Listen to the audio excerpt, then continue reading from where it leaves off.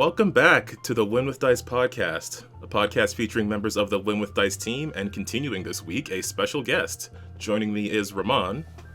Hey guys. And this week's guest is Vex. Hello. So this week we're going to get into talking about In Golden Flame, a Lancer campaign that Vex is currently writing, which is in draft right now. The third chapter was just released. Third chapter, yeah.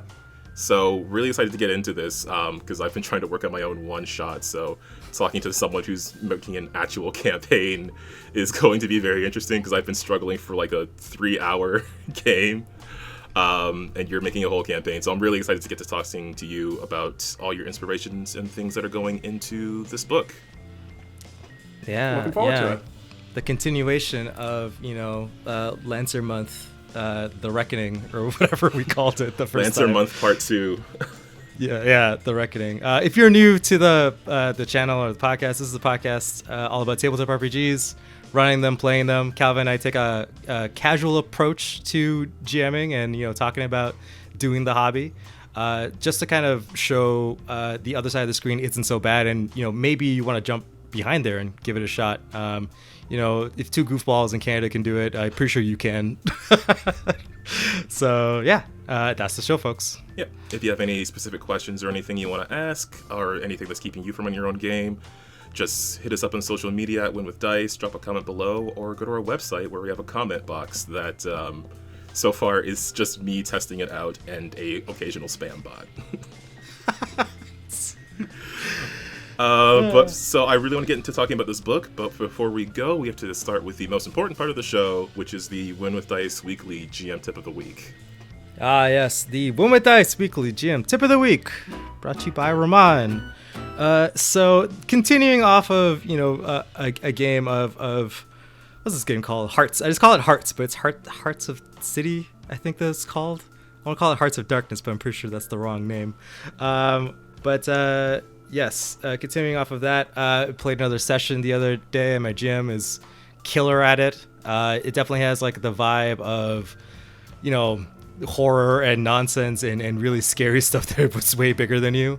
But I was playing, and I kind of thought that it would be a pretty good tip of the week, which is building suspense in a scenario, kind of mimicking the slow realization that you're in danger, like in like a horror setting, right? You enter a house that seems completely normal on the outside, but inside it's just like a portal to hell, but you don't know that yet, but slowly ratcheting up the tension and everything like that.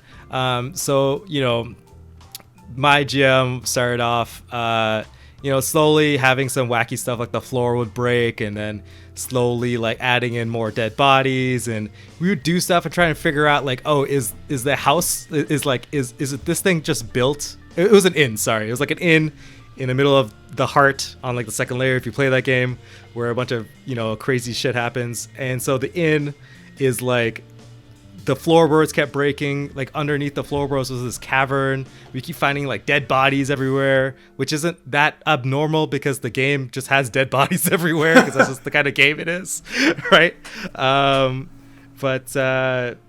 We were doing some stuff, and it was the first. The thing is too, it's like the inn was the first like non-hostile place we faced, really. Like maybe like the second, but like it was like we were dealing with a whole bunch of stuff before, and we just wanted like a breather. So we're hanging out at this place, and we're like, I don't think this place is bad, but slowly things just get more sinister and more sinister. And then the GM was like starting to tell players like, you felt like you were in danger, but now you feel really safe. And then, or stuff where it'd be like the GM will tell the player, one of the NPCs tells you to go do something and fetch something, and said, don't go into the blue door right on the left. And they would go downstairs, make a left, make a right, and then come to a hallway, and all of the doors are blue. Oh no! Right? And then you're like, wait, something's definitely wrong here, right? Then the floor will just break, and then they would survive, climb out of the pit that they were in, and it was like, go talk to the NPC that sent him to go get the turpentine or whatever I think it was, and they're like, what are you talking about? Follow me. And they would go down, and then there's no blue door, and the turpentine's right there, and we're like, something's wrong here.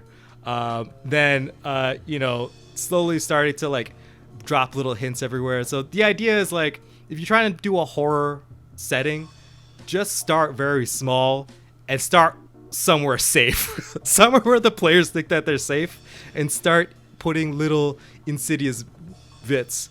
Because this is totally in context of the game, but my character needed to build a shrine to the heart, which is like not a very good place. So I had to take out one of my many hearts and like staple it to the wall, because this game's like grimdark like that. But then, you know, the first thing my GM said was like, oh hey, by the way, you feel like you're trying to like graft your heart to the wall, but the wall is actually grafting the heart itself. And I was like, oh, I guess this is how this place is. I just didn't realize that it was the actual building was trying to eat me. And then I started to, you know, at the resolution, it was nuts. I contacted the entity. The entity wanted to eat one of our friends. We were like, forget that.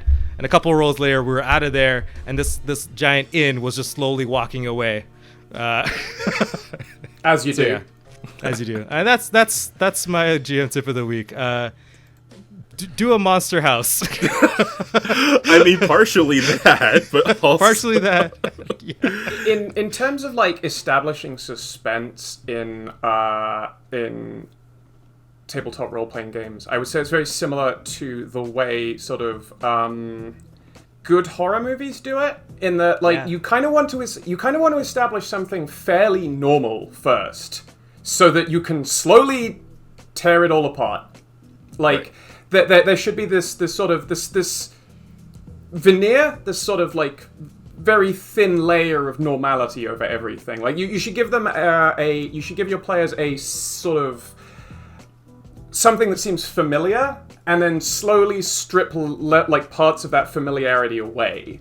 It's why a lot of good horror movies start in somewhere that seems like fairly normal and even cozy, and then you just slowly peel layers of that away, and there's something very wrong underneath.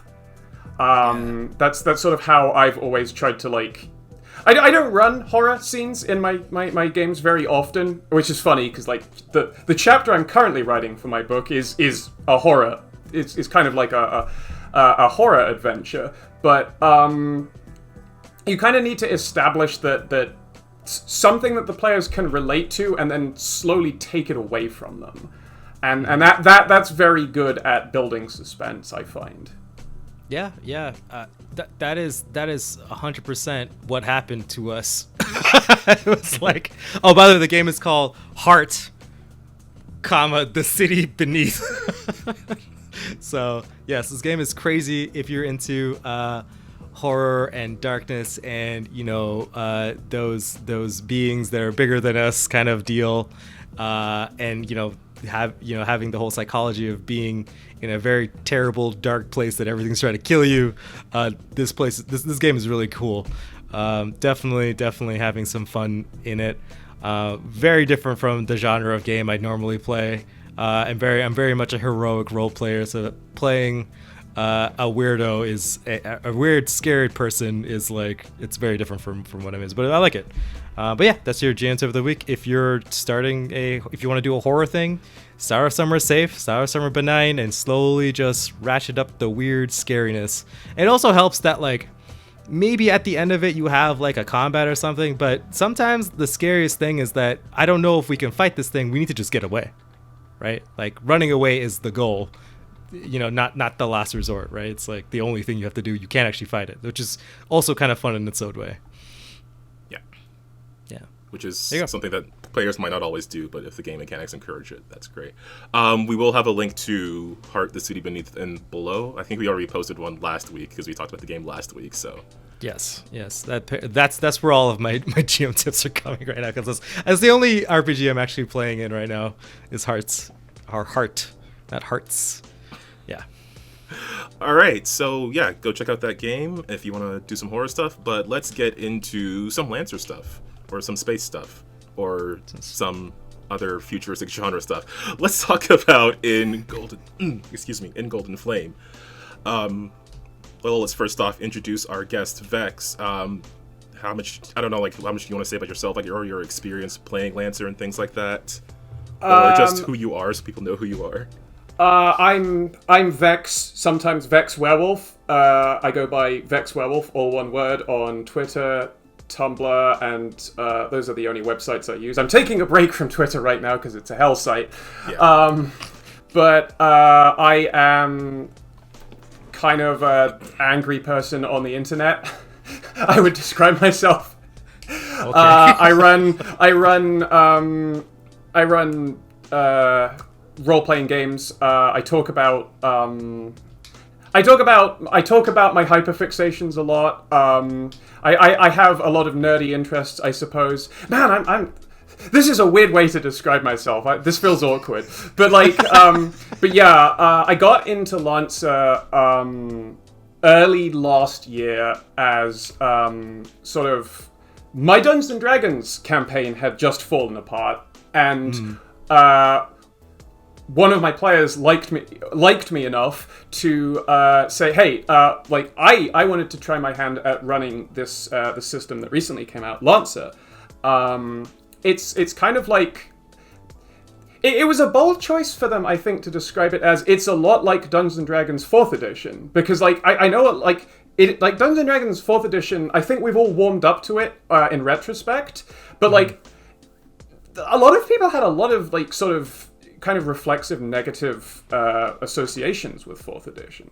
But like it's like 4th edition except in space with mechs and socialism, and I was like, yeah, that sounds interesting. I'll give that a try, and I got lost in it because just the character creation system is very like the character creation system is very straightforward. The mech creation system, I meant to say, is very sort of, it's very nuanced. You can do a lot with it, and I spent hours even before we'd even hashed out any details of the game just building mechs.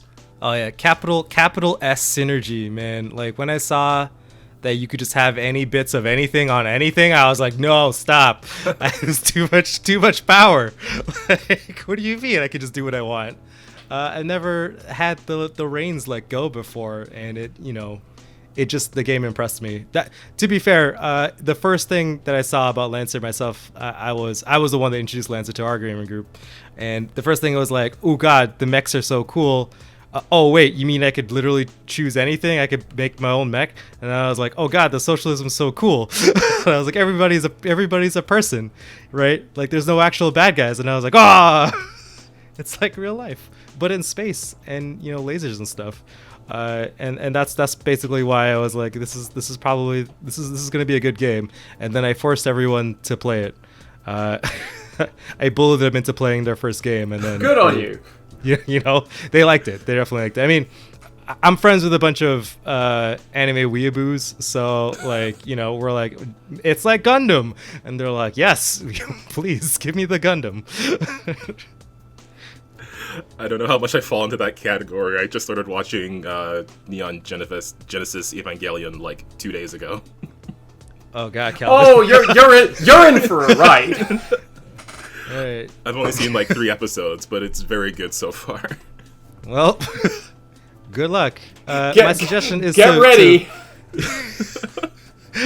My suggestion is to watch the series and then go watch all the movies, and then you'll have like a holistic experience of why of the whole journey everyone has been on for the past couple 20 years or whatever of Neon Genesis Evangelion. I mean, we could probably have a whole podcast about that series. But you're also gonna like really understand why people keep referencing Neon Genesis Evangelion in reference to Horus mechs. Oh yeah. I mean, obviously it's there. I mean, capital P Pegasus is my man, right? But yeah, this honestly, I think there is hardly a new like mech or sci-fi anime or genre, I think, now that hasn't really referenced Neon Genesis Evangelion. So the thing is like pivotal. And I don't know how fun it is to watch. It's been a while since I watched the actual real series, but I remember it being impactful. So yeah. Anyway, enough about not Lancer. I should talk to get back on topic. Yeah, let's get into. I kind of wanted to talk about the setting a bit first, the setting of Calliope, and its history, because I just found that really interesting, and I like that you had a whole timeline and everything for it. Because again, like I like having those extra details because you don't know what players are going to do, you don't know what the conversations they're going to have. So I think it's important that you have something that might seem innocuous at first, but then someone might ask, I don't know, how long ago did X happen, or you need a frame of reference for a conversation. So yeah, I wanted to talk about the setting itself a bit. If you had anything you want to say on that, or do you have any specific questions, or do you want me to just go off? I don't mind if you go off, but I guess I was sort of more thinking like maybe your inspirations for it at first. Okay, so I'm gonna be real honest about this. My biggest inspiration, well, like the entire setting and the campaign itself is based on the campaign that I played in. Like this is my adaptation of a story I was told and took part in. Because I had so much fun with it, I wanted to share that with other people. But I did have a big hand in kind of like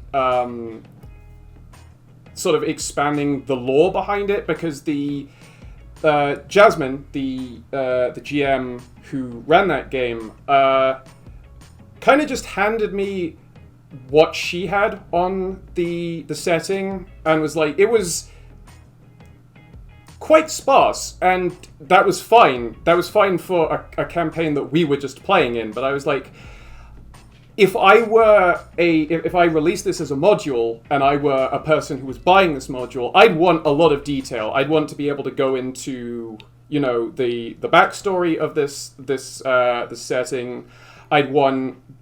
I mean, these are things I'd want, because I have like very specific preferences like this. So I'd want dates for things. I'd want to know, like, when did the colonists first turn up? When did the corporations decide, oh man, this is too much trouble, I'm washing my hands of this? When did X pirate faction start operating? I'd want to be able, and like the thing is that this gives kind of like a layer of believability to the setting, because like you can just have characters like claim offhand, like instead of just saying, oh, that happened about 20 years ago, you can say like something like, oh, the Hellhounds weren't even operating when that was happening, so like that's about 20 years back. And so you can just kind of like organically throw in references to just like things that people in the setting would know. And it's like there's a thing that some writers do where they just dump a whole lot of exposition on characters who technically should already know this sort of thing. It's like, well, as you know, but I am repeating for the benefit of the audience who doesn't know. But it feels weird to have characters who kind of like both should know this stuff, explaining stuff to each other for the benefit of the audience. So it's nice to have like stuff that the GMs can reference as like, oh yeah, this happened X number of years ago. And that's sort of where the timeline came from, and where like all of the detail that I wanted to put into the game kind of stemmed from. That I just wanted to have like a firm and believable basis for this, for all of the adventures. And in terms of like inspiration, I'm going to say that my biggest inspiration was the Borderlands series, if you're familiar with those games. Yeah, somewhat. I haven't played them myself, and I'm pretty familiar with most of it. They're kind of like a comedic series of first-person shooters which tell a story about a planet, Pandora, that's on the edge of known space, kind of abandoned by all of the corporations who once came there, and kind of has fallen into this... it's like a Mad Max-esque like apocalypse zone where everyone just kind of shoots everybody. Yeah, the bad kind of anarchy. Yeah, the bad kind of anarchy. And that's sort of like just this sort of like, and the aesthetic of Borderlands is it's all sort of just cobbled together. Everything is held together by duct tape. Just jury-rigged solutions. Nothing works properly. Everything looks beaten down and kind of just, you know, cobbled together from scrap metal and whatever was available. And that's kind of the visual aesthetic that inspires me for in Golden Flame. I aspire to have less toilet humor than Borderlands. Borderlands is real big on that, and I don't vibe with that. So Fair. I guess this was kind of arrogant, but I was like, I looked at the humor in Borderlands, and I was like, I can do better than that. I hope I can do better than that. But yeah, that like I would say in terms of like other inspirations, hasn't really aged very well, but like Firefly and Serenity had a similar aesthetic of things barely working. It's like you said that the primary buffer panel would hold 4 more weeks. That was 6 months ago, Captain. And that just everything is broken, everything sucks, and you live here. Yeah, and you have to deal with constantly repairing something just to keep the whole place alive, right? Yeah. Everybody's like, you know, something breaks, something springs a leak somewhere, and, you know, everyone's just trying to keep the ship together or planet or whatever that they're trying to deal with. And I believe its setting is in the long room, right? Yeah. Yeah, which is like it's just like the frontier edge of Union space, Union controlled space. And like after that, it's the very, very edge of settlement, right? It's like the Dawnline Shore, I think. Yeah. The Dawnline Shore is more built up now, but like there's a long stretch of space because they haven't built a blink gate in the Dawnline Shore yet. There's a long stretch of space that you have to fly through to get to the Dawnline Shore. I feel like there's sort of the Dawnline Shore is as far as I can tell, kind of like a metaphor for colonialism. It's the shining new world that Harrison Armory has decided belongs to it, and also the Caracan trade baronies have decided that it belongs to them, and they're both about to have a war about that. And the long room is how you get to the Dawnline Shore, and they haven't built a blink gate in the Dawnline Shore yet, so you need to fly through about 20 light years of space to get there. And in between, you kind of need to take rest breaks. It's an entire region of truck stops, basically. Yeah, that's the idea of just like small, like the idea that between two big cities, there's like a bunch of small towns. Right, and like stretches of road that just are like roads in deserts where there's actually nothing for miles, or this in this context like light years, right? So all sorts of problems could arise during that journey, like pirates or just general problems or weirdness, especially because it's the uncivilized parts of space, of Union space, quote unquote. Yeah. And a big problem with that is that, so Union technically has, authority everywhere, but they don't really care about the long rim. The opinion of Union is, guys, you shouldn't live there.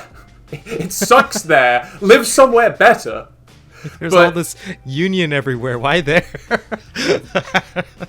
But, I think a big point about the long rim is that people go to the long rim to not be in Union. Because Union's not perfect, and there's not always, virtuous reasons for not being in Union. It's heavily implied that there's, some remnants of SETCOM, the previous fascist government of Union, kind of hiding out in the long rim because, well, ThirdCom, all of the people who want to prosecute them aren't there. And that is fair. That's fair. But I think it's kind of cool that the old regime is still lurking in the background, and it's just in the dark places, right, where Union's not looking for them. Yeah, Setcom is obviously always the bad guys, no matter what. They're like Team Rocket, man. Anytime something goes wrong, it's probably their fault, you know? Oh, don't associate Jesse and James with Setcom. They don't deserve that. We're not talking about Jesse and James Team Rocket. I mean, like, the actual bad guys. Oh, Giovanni, right. Yeah, like, the actual man in charge. Like, he's a bad man. Yeah. But so cool. The thing is, yeah, it's like it's a bunch of kind of like, I guess, okay, this is gonna sound weird. I guess another experience like that kind of inspired me for like how Calliope feels is some of like the time I spent in rural Ohio. It felt weird being in rural Ohio to someone. I live in London, and London sort of is just one giant city that goes on forever. Like, I technically live very close to the edge of it, just sort of the southwestern edge of it, but there's still like 4 or 5 miles of suburbs before you kind of get to anything that could be described as countryside. And so you just have this experience of riding a train for like maybe an hour. If you start in the center of London and you ride a train for an hour, and you still see suburbs and you still see buildings and even like, you know, small skyscrapers out for like an hour until you get to something approaching countryside. And it was very weird being, for me at least, being in these small towns where it would be very built up in the center. It would look like the center of the center of the local biggest town here. And then you'd go like for like 5 minutes by car, and then there would just be this hard stop, and it would be countryside or wilderness. Like, it would be either farmland or wilderness, and the city just hard stopped. And that was a very strange experience for me. And it just, like, you'd see, like, scattered houses sort of on the horizon, but, like, and just, like, endless cornfields. And that was... And a road running through it, and you could see, like, water towers and everything. So there were these signs of civilization, but it felt, like...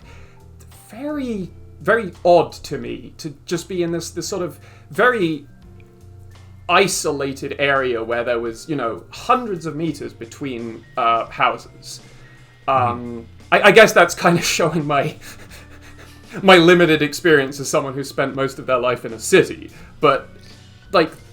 But, yeah, no, I get that. Like, you just, like, going to a space where... like there's people around still, but it's just like much more sparse. They're not all like as packed together as they would be in like a heavily populated area. I had some friends drive me back to the farm I was staying on after we'd gone bowling one time, and they said it like, this looks like a place out of a horror movie. And I was like, because the sun was just setting, and like the street lights hadn't yet come on, because it was like there were street lights, but because it was like way out in the sticks, they didn't come on like perfectly with the sun setting. So the sun was, you know, almost set, and then there was just this small farmhouse, like 1-story farmhouse on a hill, and they were like, are you gonna be okay? And I looked at this house for the first, like, as if I'd only seen it for the first time, and I was like, oh yeah, this does look like it's out of a horror movie.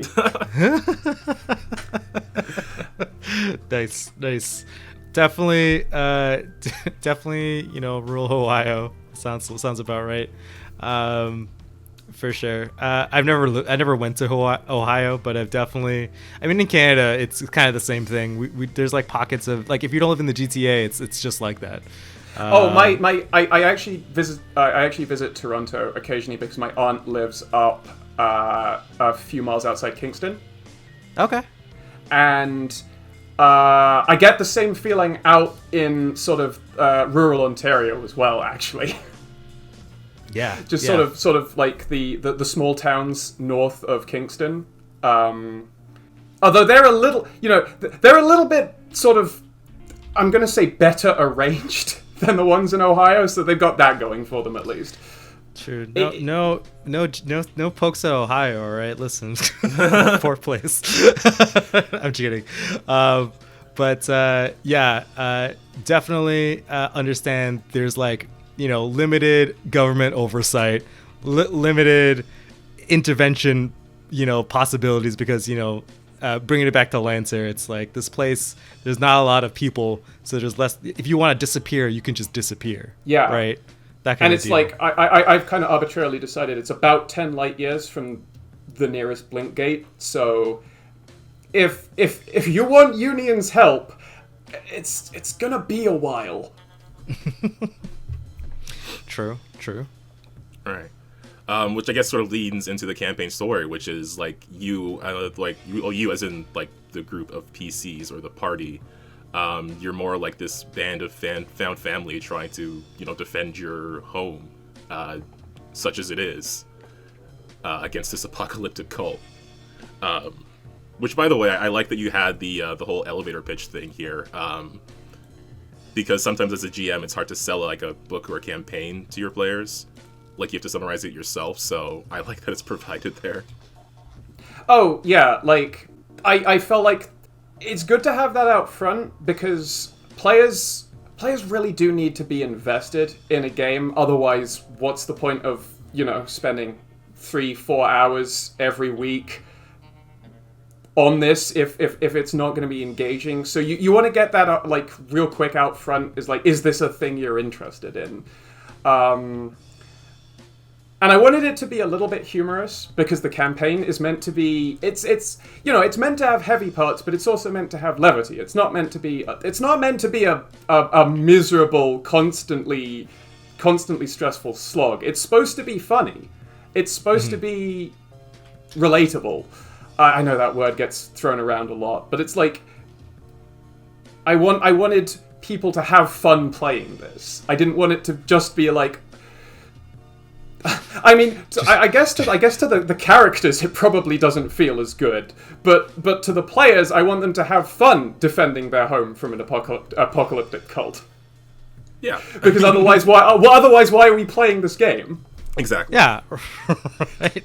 These people are probably like, oh no, I have to defend my farmland. It's my livelihood. And you're like, pew, pew, pew, pew, pew, bang. Like, like, there's a little bit of pew, pew, and like definitely a bunch of characters that, are very fun. I mean, like, part of me wants to run this specifically for Jerry, who was a character. Oh god, Jerry.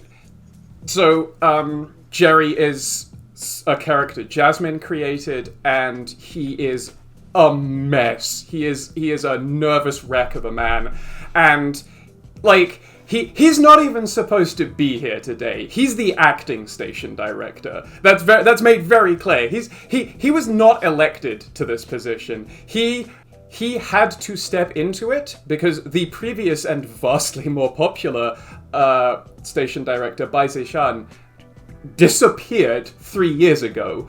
And he's just been running Hell's Gate ever since, and it hasn't been going great for him. Like he's a reasonable director, but it has been absolute hell on his nerves, and the station just gets worse every day. And last week, someone broke the printer. The way Jasmine I've kind of picked this up. The way Jasmine portrayed him was that he had kind of a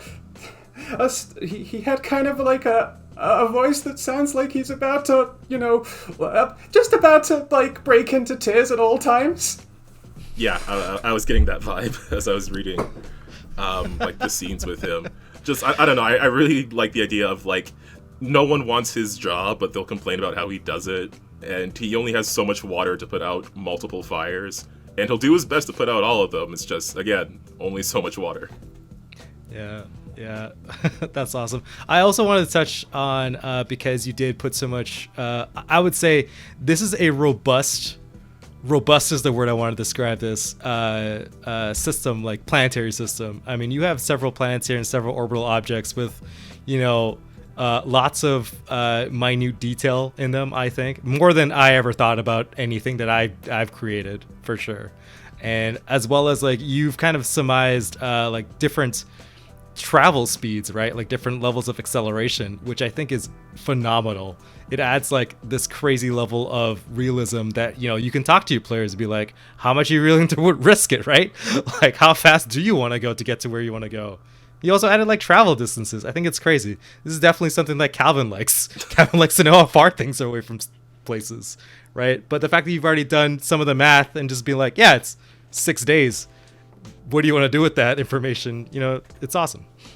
This is a holdover for when I used to run D20 Modern and D20 Future, which was a spin-off of D20 Modern. And I was a massive sucker for just knowing orbital characteristics and planetary distances from each other, and like how far and fast how fast if you were using like certain forms of like faster than light travel would it take to get from one star system to another star system.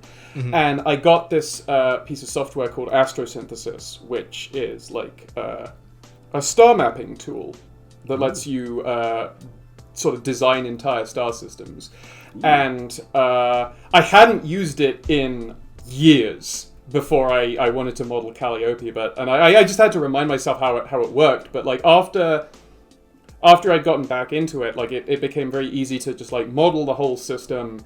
And it has this little travel calculator function, which lets you work out like if you're going at constant speeds or if you're going at like a constant level of acceleration, how long it will take you to get between planets.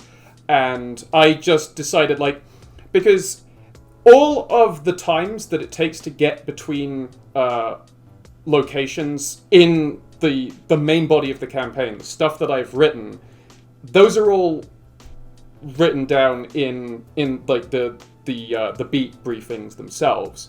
But I realized that players having agency and being able to make their own choices are gonna want to go to places at times that the book doesn't account for.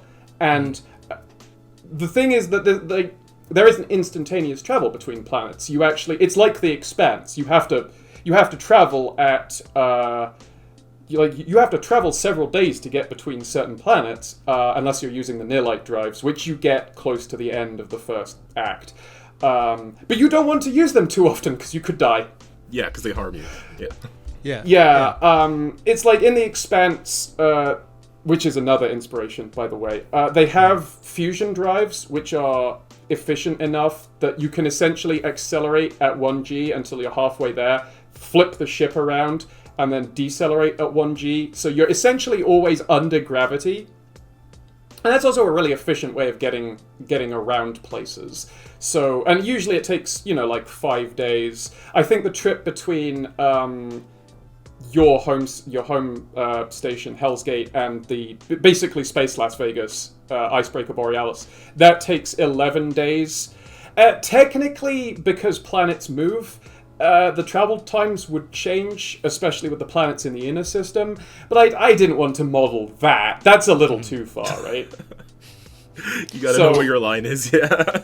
Yeah, so I was just like, these will not be perfectly accurate, but who cares? It'll be good enough. Mm-hmm. Yeah, no, I think it's awesome. I think alone, I think I struggle with the size and scale of being in outer space and being in that sci-fi setting, right? There's a lot of hand waving, a lot of scene transitions, a la Star Wars screen wipes to where you're like, oh yes, you're in the ship and now you're on the planet's surface where you need to be, right? Just cut straight to the chase. But I do like having the context of like, no, this actually does take like 5-10 days, and asking your players like, what do you want to do at that time? Because 5 days is a long time to just be doing nothing, right?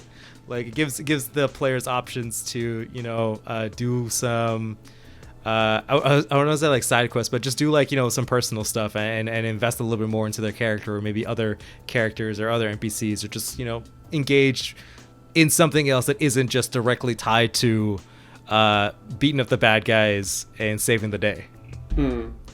Yeah. Like I call them vignettes, like sort of just short scenes where the characters, like the player characters, are interacting with each other, or the player characters are interacting with NPCs. One of the things that I really like, that I feel gets players really invested, is they essentially find an NPC to adopt. I mean, you can see this in like almost every sort of actual play podcast. Like every sort of arc in Critical Role and stuff like that. Like they've found an NPC that they really enjoy. Like I think a really good example is Pumat Sol from like the second campaign of Critical Role. He just like Matt Mercer just gave him a really just like chill accent, and just he had various clones of himself that he would create, and they just absolutely fell in love with that character and kept finding excuses to come back and see him.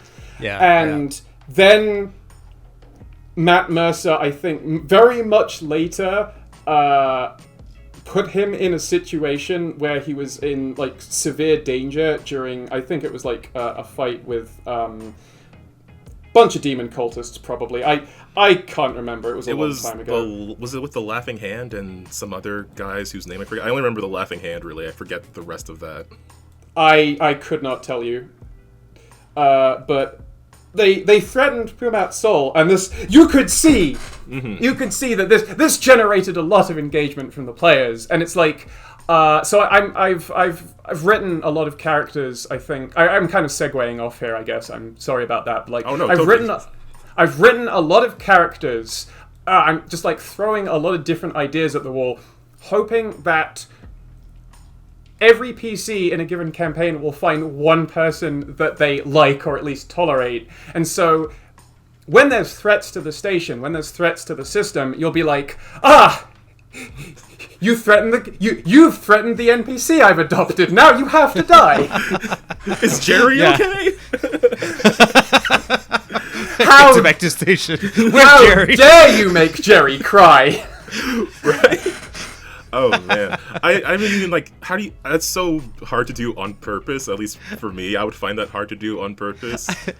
Because, I have had characters that people like, but, like, one of the ones that stands out to me, we had a game a while back in Starfinder, and it started off with the players escaping, like, this prison planet, and they brought along one of the prison guards, a guy who didn't even have a name at the time, and then they just decided to basically, again, like, adopt this NPC, whose name I had to get from, like, a pencil box. I don't know. I like that you're setting it up that each NPC might be someone that people like. I like Shelley's little quirk of her obsession with food. That's fun. I like how there's like a small reference to that in another NPC who, on a dare, and this was a terrible idea, asked Shelley to give them a call sign. And so she just called them Printloaf, and they have hated her for it ever since. Because they're just the dude who's part of the militia now and is known as Printloaf. That's pretty funny. I mean, that in itself, I think a lot of times in some I'm thinking about like old Pathfinder 1 books, or like D&D 3.5. Those are the ones I remember before I started writing my own campaigns. Like I would use those a lot. Their NPCs were a little flat, but I like that there's just so much, I should say, like flavor to your NPCs. There's so much like depth in them in just the couple of paragraph description, but it just feels like they're real people, and the fact that you connected all these integral people on the station who should be having a long repertoire with each other, having that interconnectivity and what they actually think about each other and that kind of stuff, right? That kind of history that the players wouldn't be privy to but should be there, right? Yeah, I'm gonna be honest with you, that's a happy accident. Like honestly, like a lot of this is I just wrote it and it seemed good. No, if I mean, it's it good, worked it's out, good. so. Yeah, for sure. And like, I get it. We have a habit in our gaming group, or all the games that I'm in or run in. There's always some NPC or something or a bunch of them that we're just like, you're my family now. You can't leave. It's always like we want to bring them onto the adventure, but we also want to keep them out of danger at the same time, which is always the fun part in running that game and like playing in that kind of game. So I mean, the fact that you started out with these NPCs being like, I want to make sure that they like one of them, right? Like, I mean, it's the GM. The option to be like, you can give the GM the option to put this person in mortal danger, and they're like, oh god, we have to save them. Like, I like that that was your mindset in doing this. Like, it's so good. Like, it is a little bit easier to keep them safe in Lancer, because unless you take a specific system, you can't bring another person along in your mech unless you have expanded compartment. Right. There is a specific character, Ipswich DeLacy, who, full honesty here, is the character I played in Jasmine's version of this campaign. All of the characters that were player characters in Jasmine's campaign, I have included at some point in this campaign as NPCs, because I'm going to say it now, like, the stuff that Jasmine came up for with our personal stories was so good I wanted to include it. Because, like I said, this is me adapting a story that I was told. And I loved certain parts of it so much I want to share them with others. And Ipswich DeLacy specifically is kind of this just absolute streamer, like live streamer, lifestyle live streamer, Omninet gremlin idiot, who in the version of the campaign where they're a player character, they live stream all of their missions. They have no concept of OPSEC, and this is often brought up. And it's like, we're trying to do a stealth mission. How come they were expecting us? We were watching your live stream, you idiot! In this continuity, Ipswich DeLacy has been told, no, you can't live stream in the middle of a mission. What's wrong with you? And they have not joined the militia. So there's this sort of concept I have that there was a day where Jerry needed to assemble the strategic response team, and various people were in different timelines, sort of in the lineup that day, and for every timeline every time this campaign is run, it happens. It's in a different timeline, and the major element that's changed is who stepped forward that day. And in all of the timelines where Ipswich isn't a player character, it's because they were told, no, you can't live stream in the militia. Fuck off. And they were like, well, I will. I'm just gonna go live stream somewhere else. And so they're not a member of the militia this time, so someone else has to step up. And that's a player character in this campaign. But Ipswich will still ask to come along with you and live stream from your passenger seat if you have one. And Jerry will be absolutely not. I'm not signing off on that. But here's the thing. Jerry can't stop you. Exactly. He can barely get out of bed in the morning. What's he gonna do? Poor Jerry. I really love that character concept. I think my stream character for our Lancer game is starting to stumble into that same thing. So I'm really excited for that as a character concept. That is going to be an issue, because in our Lancer game that we stream on the channel, you are playing a streamer, but you're also now a part of the UIB. So I don't know how that's gonna work, but we'll cross that road when we get there. Yeah, because for my character, it's a much more recent thing. So I don't know how that's gonna turn out, but yeah, I would really like I would Switch. hope that you would just explain away whatever they're looking at, like, oh, this is just fake.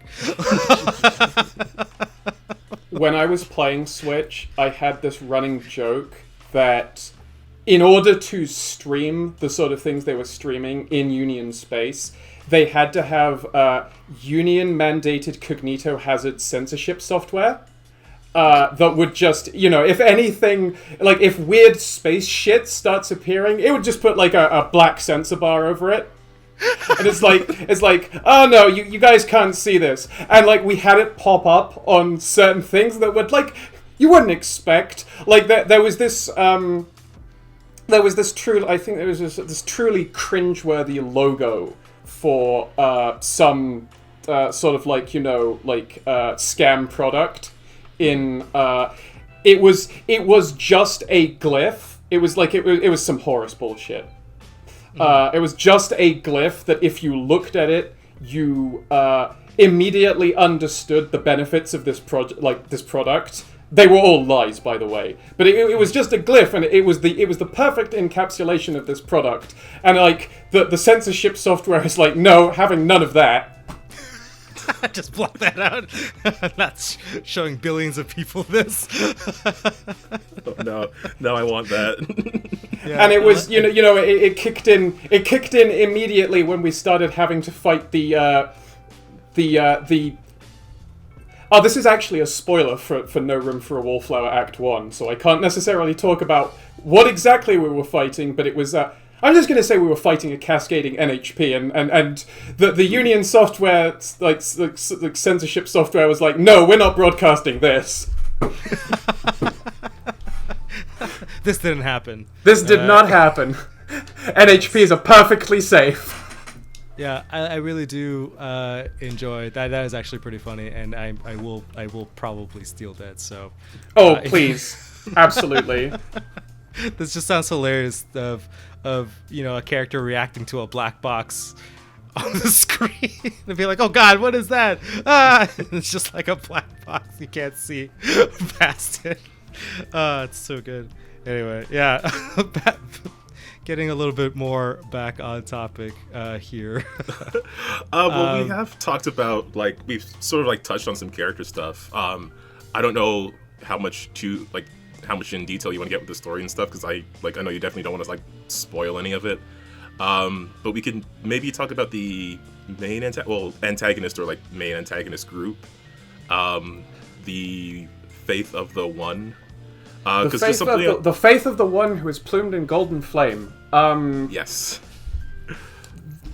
Like something I found really interesting about them is how they're like. This was something I was curious about. Like how they're like active in the community and things like that. Like they'll intervene when someone jacks up the rent or whatever and things like that. Like help out people. But they also have their own like. I want to say sinister, but not so much sinister, but like potentially destructive goals. And I was wondering, like, if that was a thing that you were aiming for on purpose, and if you were expanding on something from the previous campaign that you were in. There's this unfortunate tendency for sort of, you see it a lot in like Dungeons and Dragons adventures, for like the enemy to just be an evil cult, and they have a loosely defined and often like.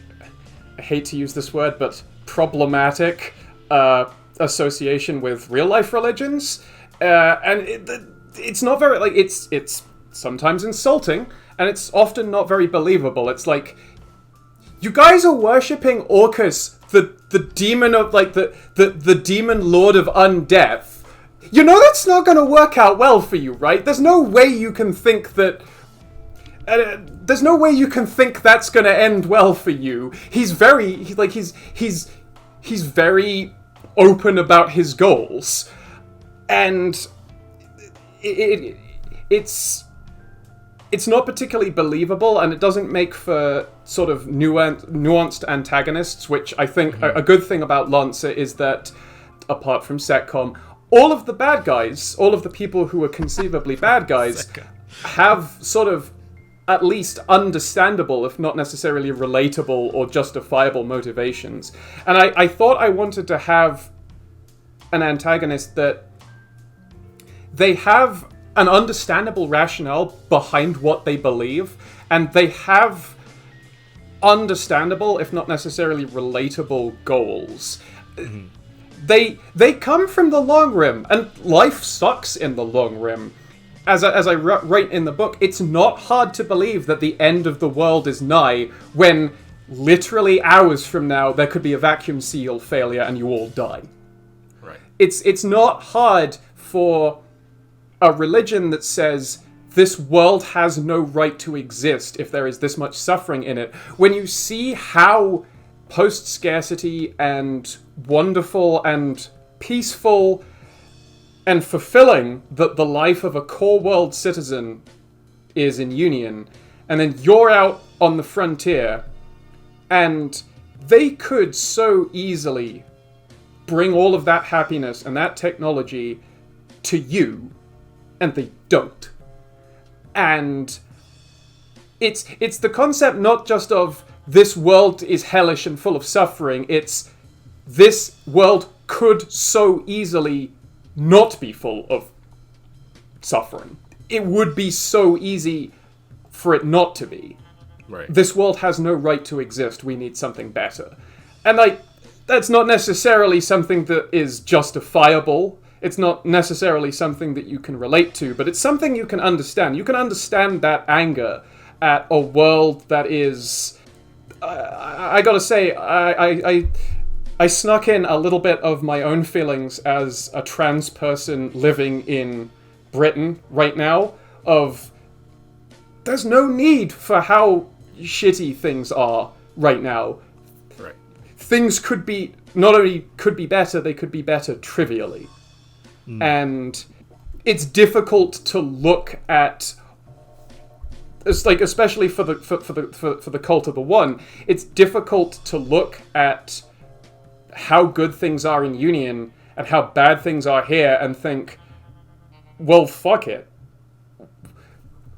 Yeah. Even if there could be a better world now, the fact that we ever had this suffering is horrible. Mm-hmm. And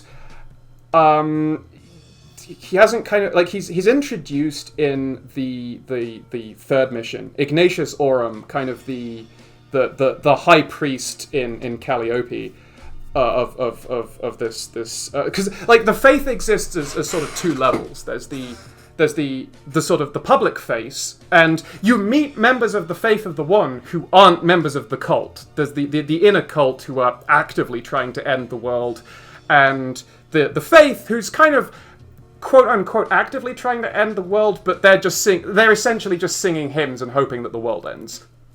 Right. And in the there's like the active, like, people who are making the plans, moving the needle towards the goal, and there's everybody else who's just kind of a part of the movement, right? That kind of deal. Yeah. And like the inner cult are scientifically seeking a way to actually end the universe. And I'm not going to spoil too much, but they think they've found a way to do it. And the scary part is, on at least a very small level, they might be right. You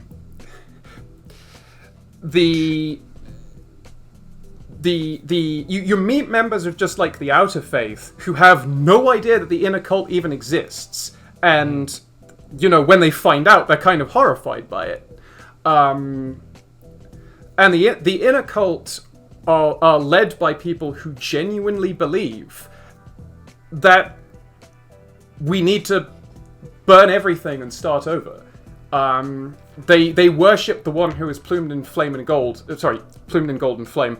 I had to change the name from the original campaign slightly because of an unfortunate thing that happens when you abbreviate it.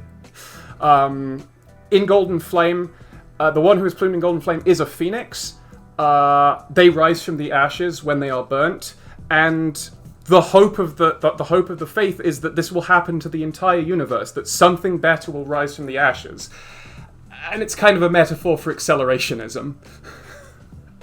It's kind of like people are like, well, the whole world is fucked, so let's burn everything to the ground and start again. And it's like, we live here. Right. We still live in the world. We live here. We have to live here. We still have to go to work tomorrow. Stop it. And the unfortunate thing is, I don't want to spoil too much, but the cult has recently picked up a new champion, and this dude is not good news even for the inner cult. Like, they are gonna regret associating with this person, because this person is even more fanatical about the end of the world than them in a way that they do not want. It's the good old Char shows up, and he's like, you guys aren't being bad enough. Let me show you how to be a bad guy. Damn, man. But sure. like, yeah, that's kind of my rationale for building the cult of the One, who and like Mission 2. I don't mind really spoiling this, because you know it comes out real quick that it's the cult who are behind the events of Mission 2, and you mentioned earlier that the faith in general is very socially active, that it understands that like this universe is beyond salvation and that we must start anew. However, in the meantime, and until the apocalypse happens, we need to reduce the amount of suffering as much as possible. So yeah, because they're completely unafraid of death, they will do things like throw themselves unarmed against mechs, because they do not fear death, and they would, and like they are convinced that they will be reborn anew when the new world comes. So what do they have to fear for throwing themselves, throwing their lives away to prevent suffering? And so I didn't want villains who are apart from a couple, we'll get to those. I didn't want villains who are just completely bad people. I wanted villains who you could understand why they're like that, who you could maybe even sympathize with, even if you know that you have to stop them. You have to you understand why they're like that. Yeah. That was important to me. Yeah, for sure. I mean, I think that's great, and that's the reason why. It's one of the reasons why I like playing Lancer. It's like the bad guys aren't evil; they're just people kind of trying to live the best lives they can. It just so happens that they're on the other side of whatever you're trying to do too, right? I mean, the running joke in our stream and most of the games I run is that the players are actually the bad guys. All the bad guys just showed up to work, and the players are here kicking their ass. Yeah, but it's just like the work they're doing is causing harm to other people, but they believe it's a thing that they need to do, whether through employment or through other reasons. Oh yeah, absolutely. Like that's going to be a major element of Act 2. It's like people who know that their work is hurting other people, but are like, yeah, I'm aware that's bad, but it has to, and I guess like that's even an aspect of like the cult. It's like, yes, we know this will hurt people, but it's necessary, or they believe it's necessary at least. Yeah, I don't know. That's just like that's something I like. That's something I'm trying to do more, because I have sort of fallen into the trap of just the bad guys are bad because I don't know, they're bad. At most, they want power for largely unexplained reasons. I don't know. That's something that I've been trying to work on. I think that's a good sign of a good antagonist or quote unquote villain is like you understand why they're doing what they're doing beyond just doing it for themselves or just for having a thing. I did want to have a couple of unrelatable, unsympathetic bad people. Like in Mission 3, your main sort of antagonist, you don't get to fight him in Mission 3, but your main antagonist is Roderick Steele, spelt with an E at the end of Steel because he's just like that. And I'm gonna be honest with you. This guy is low key, just kind of like a right wing podcaster crossed with the CEO of a Fortune 500 company. And he's just like, I have more money than anyone else in this system, which basically makes me morally justified in everything I do, including abducting people to entertain myself with a battle royale. And that's just the kind of person he is. And we've all met guys like that, right? So yeah, I mean, I also like beating up bad guys who deserve it. Oh yeah, absolutely. I feel so much relief when, there's just a bad person that has been like, yes, take these hands. Like, yeah, it's a hard balance. We want moral complexity sometimes, and then sometimes we just want to beat on a jerk, right? Like, yeah, I just want to know that I'm the good guy, just without a doubt. Sometimes be like, I'm doing the right thing, right? Like, I'm for sure, this is the right person to beat up. Yeah, definitely. I like going back and forth between those, for sure. Yeah. So yeah, I mean, I wanted to talk about the story a bit more, but I don't want to like say too much. I really want people to experience it for themselves. Something I was really curious about though was like the community stuff, like especially like with regards to play testing, because that's something we talked about a lot with all our guests so far, was just like how play testing changed and had an impact on what they were writing. So I was curious what that experience was like for you, like coming in from your previous campaign, things you thought you might want to change, or things that have changed as you've been writing this. Some people like would just give me like very hard, crunchy mechanical feedback about like, this fight might want to be structured a little bit differently, like you might want to change out an NPC here or there. I did a lot of like internal playtesting with my own gaming group until we got tired of it. Like playing, I'm gonna be honest. Like playing contextless Lancer with very little like character interaction when you're just doing the hard, crunchy battles, week in, week out, that is exhausting. And like we eventually got tired of it, and that's why I started releasing the drafts to the public, so that the public could do some of my playtesting for me, because like if I'm playing Lancer, I want to be playing Lancer to play Lancer, not just for playtesting.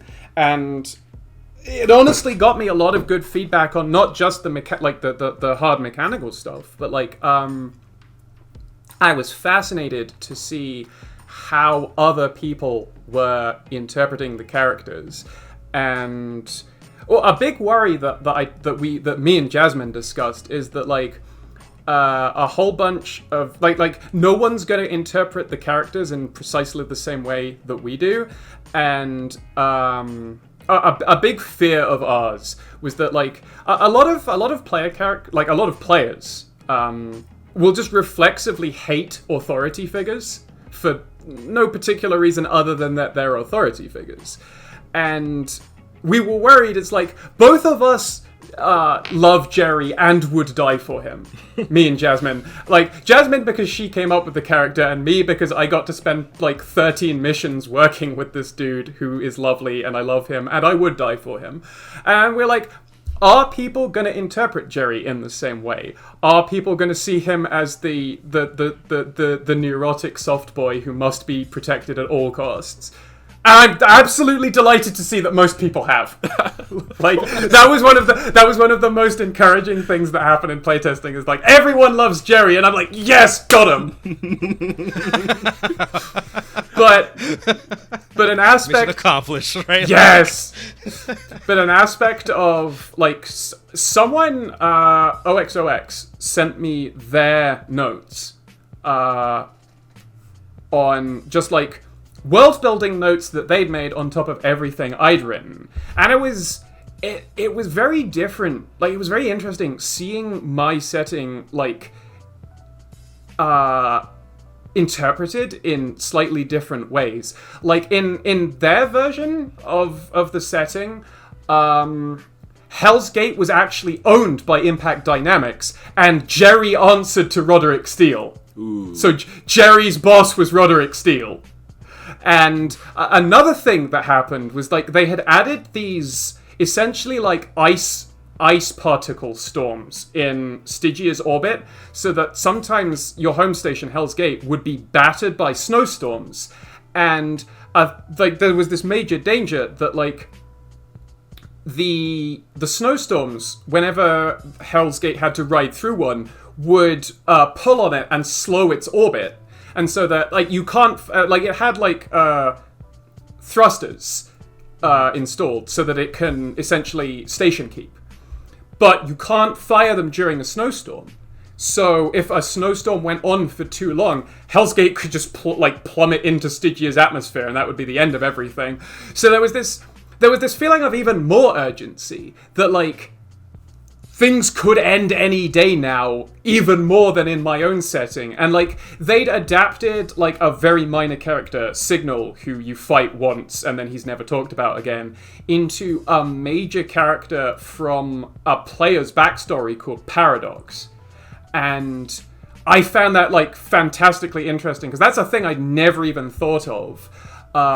Just like, oh, this is just a throwaway character who you fight as essentially, like, the first boss character in a fight in the game, and I didn't go very much into them, and it's like they've like expanded on this character I gave no thought to.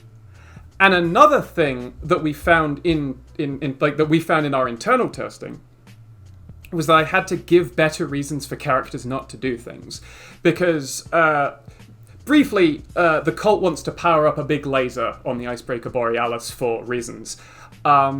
And so my players were like, let's just go to the laser firing chamber and trash everything. Then they'll never be able to fire it. And I was like, oh no, my plot has been derailed.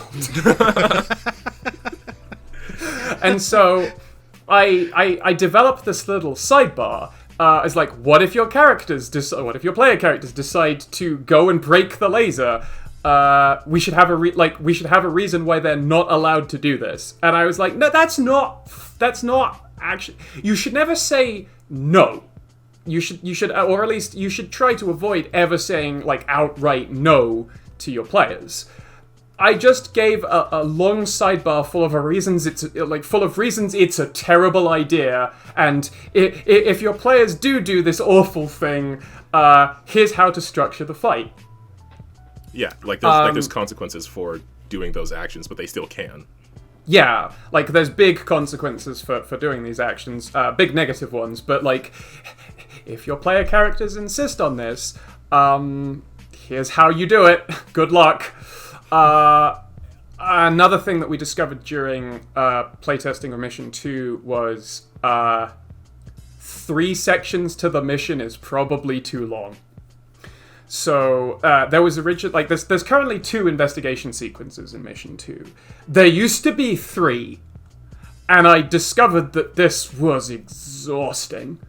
Like, this is the second mission, and, like, I've written this so that this might be the first Lancer campaign. Like, it's meant to like introduce players to mechanics. So this might be the first Lancer campaign people play, and I didn't want the second mission to be exhausting. Right. So I kind of adapted that into a consequence of failure. If you don't perfectly complete both investigation sections, you do have a chance to make up for that later, but you have to do maybe like 1 or possibly 2 fights. And I found that all of the content that I'd written for the third investigation slotted very neatly into just doing like mission, doing sort of like trying to find the words here. So you shifted all that content and spread it out in the later half, yeah, versus piling it all into the first bit of it, right? Yeah. So instead of it, yeah, I understand what you're saying. Because, like, they'd already been, like, assuming that you can get 2 fights done in a session, which is a very fast pace. that's very impressive to get 2 fights done. Like that's like Yeah. breakneck speed. Everyone pops all their ults and just get it over with. Like we were getting like in Jasmine's campaign, we were getting 2 fights done a session by the end because we were I dare say a little bit good at, like we were okay at the game by that point. But yeah, like even if you're doing 2 fights a session, having a mission go on for like more than 6 fights, I wouldn't. It just felt too long, so we cut it down, and I feel like it's better for it. Yeah, and you still get to use like what you had already written, just in different ways. Yeah, I got to keep the fight that takes place on a train. Yeah, I saw that. Nice. That was fun. We are running low on time, and I want to keep going on. Sure. But briefly, I did want to cover, because we're almost at like 1 hour 20, and we're like 1:16 right now. This might be a long episode when we put it out on YouTube, but hopefully you're listening to it because it's awesome. I did briefly just want to talk about the meme posts, because I think that was the first time I had seen your account, and I was like, this is brilliant. Oh yeah, like I saw some like. This wasn't my idea. Someone else did these first. Like, they did a couple. They did one for the Blackbeard and one for the Pegasus. And I just love them so much. These memes that are made from taking sections of text from the rule books and cutting them together and remixing them in new and interesting and often novel ways. Yeah. I started with the Raleigh. That's my first one. I've done a bunch more. I can't remember the order at this point. I started to, like, it initially I did kind of most of the, like, I kind of structured them the same way that the original memes for the Blackbeard and the Pegasus had been, in that they had a lot of sex jokes and a lot of violence, kind of not necessarily justified violence, but I kind of tended... I found my own voice pretty quickly, and I found that, like, trying to force sex jokes into all of the memes was not funny. And it kind of sometimes made me feel uncomfortable about the work I was making. Right. And so I just kind of, like... I started to broaden my the scope of the jokes I was making, and I felt like the memes benefited from that. Like, there's a whole section of, like, the Tortuga meme that if I did it today, I'd completely rewrite and probably just cut, because, like, I just found these memes funny, and I also wanted them to be more accessible and, I guess, less explicit. So I just kind of gave myself some different limitations. It's like, throw in a joke if it's funny, but if it's not funny, if it's just there for the content of the meme, don't, like, if it's just there to fit the format of a meme, don't throw it in. Just, like, yeah, have a little bit more nuance to it, right? Like, yeah. You know, try to fit in, like, you're trying to, like, explicitly be like arguably the giant robot thing is kind of cool in this aspect, but also kind of funny that it's a little ridiculous, because that's like half of the Mechs and Lancer. They're like, lol, it works that way. Right? Yeah, that was sort of... Oh, yeah. I was absolutely astounded to discover that in the flavor text for the Blackbeard, it's stated to be a mech that Ibsen designed to prevent collateral damage. And it's like, have you ever seen how a Blackbeard is played? Right. Oh, speaking my language there. Yeah, like the first time I saw this, my friend had shared the Monarch one. And I don't know, I had a moment where I was like, oh, I understand this. I think I get Lancer now, but also this is hilarious. Yeah, right. I think it encapsulates, like, what this thing actually means in the game, but also, like, the reason why it's cool and you want to use it, but also that it's kind of funny. Like, I used my Manticore meme basically to soapbox about how the Manticore is actually a good mech. It's tactically and statistically a very good mech, but nobody cares about anything except lol, mech explode. I will be those people. I'm definitely one of those persons that I'm just like itching to be like, all right, when's the time? I am awaited in Valhalla. Boom. All right, so we will definitely link to Vex's Twitter below, but more important than the shit posts, you should definitely check out the beginning of In Golden Flame, these first 3 chapters. And of course, check out Jerry, who is my new favorite. I would love to run that character someday. I have got to send you. I got to give a shout out right now. Actually, I got to give a couple of shout outs, but I got to give a shout out to Roxy, who is the artist who did some of the icon work for the original campaign, and they were kind enough to do a picture of Jerry, which I will send you because you'll love it. And I also want to give, specifically, I want to give a shout out to Shaka. You had him on last week, I think? A couple weeks ago, yeah. Couple of weeks ago. He, very specifically, he's been very helpful with some aspects of my campaign, particularly writing for diversity. I'd like to give him a real big shout out for that. Like, he gave me some different perspectives on my writing, and I'd really like to give him a big shout out for that one. Thanks, man. Definitely. We do like every week we always link to the field guide to Fontanez, so that'll also be below if you guys want to check that out.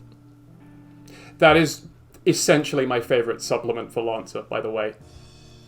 Yeah, I really liked all the writing that he did for it, just the introduction of that whole space and everything. I think it's really... I want to go on about it, but we're already... This episode's going to be an hour and a half. So, in the interest of not making me edit for 5 hours after this, sure. I do want to give more shout-outs to people. Of course, the Field Guide to Fontanez, the Inshio page is linked below, where you can get the PDF and the LCP files. Celeste's Lancer RPG NPC guides. Those are great reference if you want to get some NPC synergy going on. We did last week talk to Akirio, who's part of the team for Field Guide Liminal Space. By the time this episode goes out, their Kickstarter will still be on. You'll only have a few days left for that, so definitely go ahead and check it out. And of course, head over to Vex's Twitter to pick up In Golden Flame. And as well, I do want to mention that I do want to shout out to the Untold Stories project, where I'm at every week playing Mutants and Masterminds in their weekly campaign that just passed its year anniversary and is a few weeks from wrapping up. So I'm like both sad about it wrapping up, but excited about what's coming next. So be sure to swing by for the whole finale arc of that game. And I think that's going to be everything we want to cover this week. I might have to bring you on again next time there's a new chapter, or just when I want to talk about this game again, or just when I want to talk about Jerry and Shelley. I'd be delighted. Thank you very much for having me. Yeah, this was absolutely a blast, so hopefully everybody out there had fun listening to it. I don't think there's anything else we have to say. Ramon, do you have anything else you want to add, or should we go into the little catchphrase at the end? It's not little, Calvin. It's very important. Tell the people what they want to hear. Well, everybody out there who's listening, just remember to keep on winning with dice, and we'll see you next week. See you guys.